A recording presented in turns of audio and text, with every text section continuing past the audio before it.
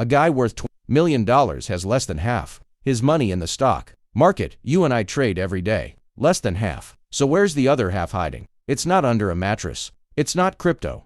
It's something most retail investors have never even been allowed to buy. Here's why this actually matters to you in 2026. The stock market. Everyone's obsessed with the S&P 500 is more concentrated than it's ever been. The number of publicly traded US companies fell from 8 in 1997 to under 4,000 by 2024. Translation: the stock market you're investing in is shrinking. Fewer companies, more crowding into the same handful of giants. And while you've been told just by index funds, the wealthiest people in America have been quietly building their fortunes somewhere else entirely. Let's talk real numbers. Research on investors with over $3 million in investable assets shows their portfolios average around 55% in stocks. Sounds pretty normal, right?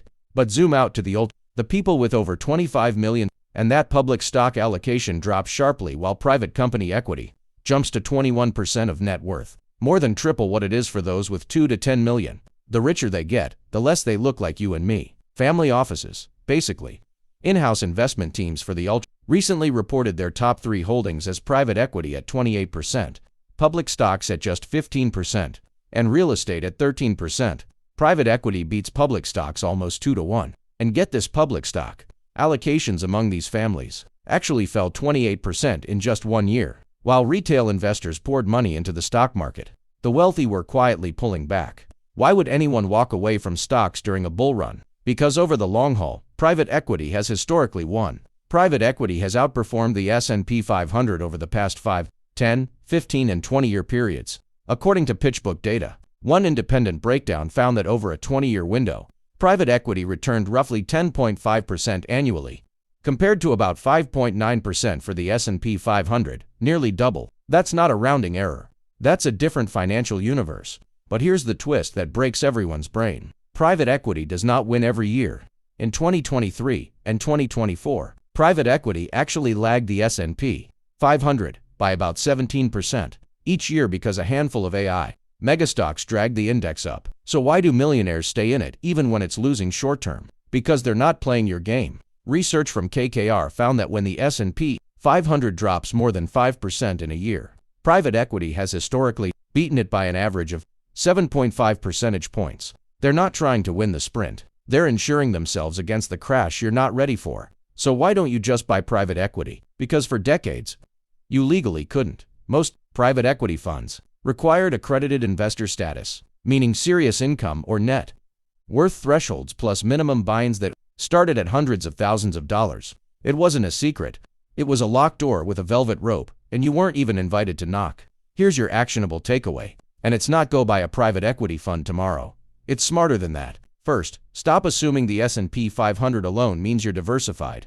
Just a handful of mega-cap tech stocks accounted for over half the index's gains in 2024 alone. That's concentration risk wearing a disguise. Second, if you want exposure to what the wealthy use, look into newer, lower minimum vehicles like interval funds or evergreen private equity funds. Several now exist with minimums in the thousands, not hundreds of thousands. But research the fees carefully. They're real, often 1 to 2% annually, plus a cut of the profits. This isn't free money. It's a trade-off between liquidity and long-term return. And it's not for money you might need next year. So here's my question for you. Drop it in the comments.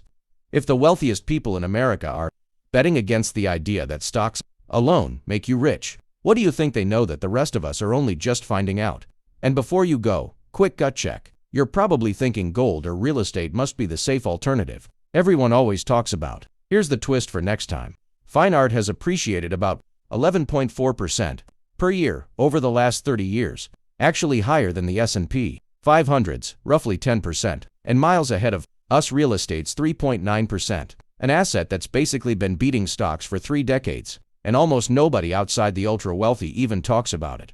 Next video, I'm breaking that one all the way down, how it works, who's actually buying in, and why you've probably never heard a financial advisor mention it. Subscribe so you don't miss it.